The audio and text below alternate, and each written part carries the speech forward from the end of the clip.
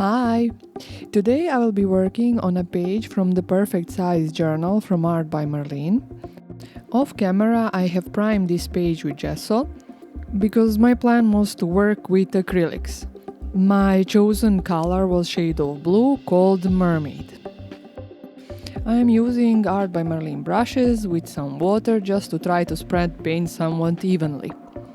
But for some additional texture and little bit shine, I will be adding Pixie powder from Cosmic Shimmer. After drying my page with the heat gun, this is what I came up with. But I wanted to add some additional interest to my background, and for that I will be using the Flower Stack stamp set. Now, I didn't want to stamp with one flat color, instead I chose to work with different shades of blue. And as you will see now, that gave quite a subtle result. But to be honest, I wanted it just a bit more intense. So for the next stampings, I will be using a mild shade of green as well. I hope now you can see what I meant.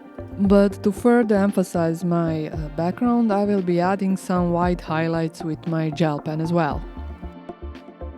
Now it came time to think of my composition. I was playing a bit with the possible placements of my cats, and when I was happy with how it looked, I just adhered them with Art by Marlene sticky glue. Now the next thing for me to do was to put sentiment. As you might have noticed on few of my previous projects, I like to emphasize one or two words from my sentiment, and that is what I'm going to do in this project as well. For the word weird, I will be using Creative Alphabet stamp set from Art by Marlene, but for the rest of the sentiment, I will be just using one of the older sticky quotes booklets. As you can notice, since my page is somewhat textured, the word weird didn't stamp as well, but that is really easily remedied. I will just be using a Posca pen to emphasize the letters.